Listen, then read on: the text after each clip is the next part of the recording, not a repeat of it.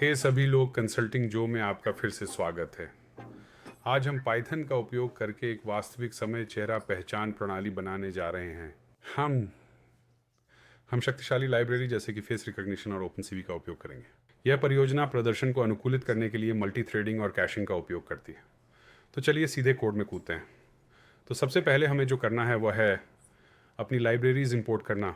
Face recognition, computer vision, नमपाई।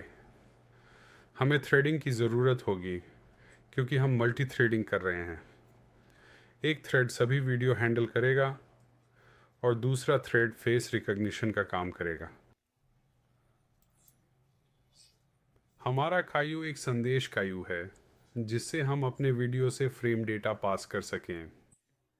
हमारे दूसरे thread को समय देना ताकि हम कुछ विलंब कर सकें, और फिर पिकल हमें हमारी एम्बेडिंग्स को कैश करने की अनुमति देगा। एक बार जब हम अपने चेहरों के फोल्डर को देखते हैं और उन इनकोडिंग को जनरेट करते हैं तो उनमें कुछ सेकंड लगते हैं। हम उसे उसी इमेज नाम के साथ एक पिकल फाइल के रूप में सेव करने जा रहे हैं ताकि हम अगली बार जब हम एप्लीकेशन लोड करें तो उसे बहुत तेज़ी से खोज कर लोड कर सकें।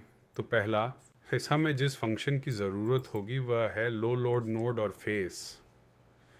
इसलिए हम कुछ एरे बनाएंगे, एक इनकोडिंग के लिए और एक वास्तविक नामों के लिए।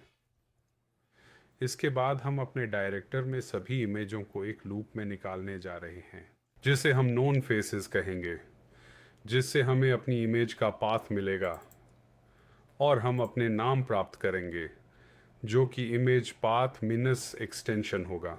एक्सटेंशन, और फिर हम एक पिकल पथ प्राप्त करेंगे जिसमें हमारा पिकल फाइल रहेगा, ये सुनिश्चित करने के लिए कि अगर वह फाइल पहले से ही जनरेट हो चुकी है और उस चेहरे के लिए इनकोडिंग पहले से ही बनाया गया है तो हम उसे उठा सकते हैं। यदि ये मौजूद है तो बहुत अच्छा, चलिए उसे लोड करते हैं। अन्यथा हमें प्रत्येक फ़ोटो के लिए हमारा चेहरा पहचान डेटा उत्पन्न करना होगा। तो जब हम प्रत्येक इमेज के लिए वे एनकोडिंग इकट्ठा कर लेते हैं तब हम उन्हें हमारे एनकोडिंग के लिए एक अरे में जोड़ेंगे और फिर नाम के लिए भी हम उन डेटा को एक पिकल फाइल में सेव करेंगे और फिर हम इन एनकोडिंग्स और नामों को वापस करने जा रहे हैं। तो ये है जो लॉर्ड नॉन फेसेस करता है।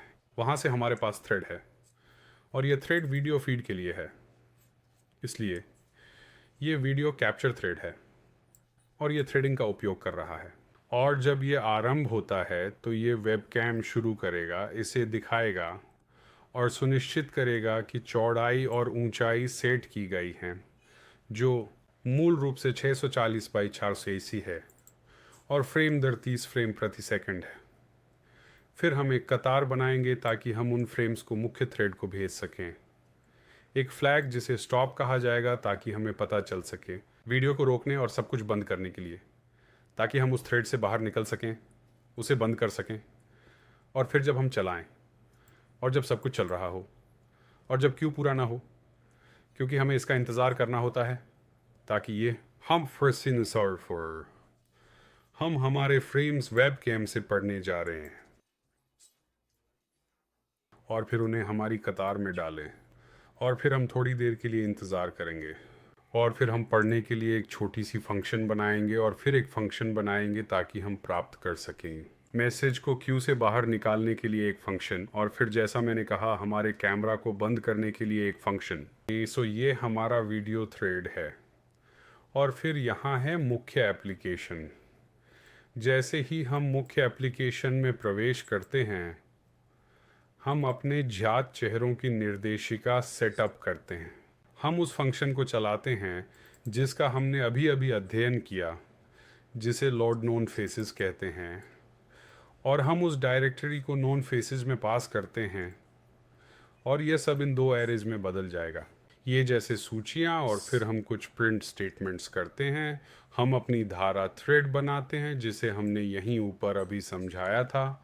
इसलिए हम उस थ्रेड का एक इंस्टेंस बनाते हैं जिसका स्रोत 0 है, यानी हमारा पहला कैमरा। हम थोड़ी बेहतर रेजोल्यूशन चाहते हैं और हमारी मैसेज कतार का आकार 2 है, इसलिए वह कतार एक समय में 2 फ्रेम्स को रख पाएगी। फिर हम उस वीडियो फीड को शुरू करते हैं और हम केवल हर 2 फ्रेम को ही प्रोसेस करना चाहते हैं, क्योंकि इसे लगातार करने पर प्रोसेसर पर बेवजह का बोझ पड़ता है। ये जब आप मुश्किल से हिल रहे होते हैं तो हम प्रोसेसर की शक्ति बचा सकते हैं। इसके बाद हमें कुछ एरे की ज़रूरत होती है ताकि हम वेब कैम पर चेहरे की जगह जान सकें, ताकि हम वहाँ बॉक्स बना सकें और नाम और हमारे विश्वास स्कोर डाल सकें। माफ़ करना अगर मैं जल्दी बोल रहा हूँ, लेकिन कवर करने के लिए बहुत कुछ है। हम लगभग समाप्त हो चुके हैं। तो यहाँ हमारा मुख्य लूप है और यहाँ से हम हमेशा रन कर रहे हैं, हमेशा उस कतार से इमेज फ्रेम निकालते रहते हैं। हमारा वेब कैम थ्रेड और वीडियो थ्रेड चल रहे हैं और फिर हम गिनती कर रहे हैं ताकि हम जान सकें कि हमें इस थ्रेड को प्रोसेस करना है या नहीं।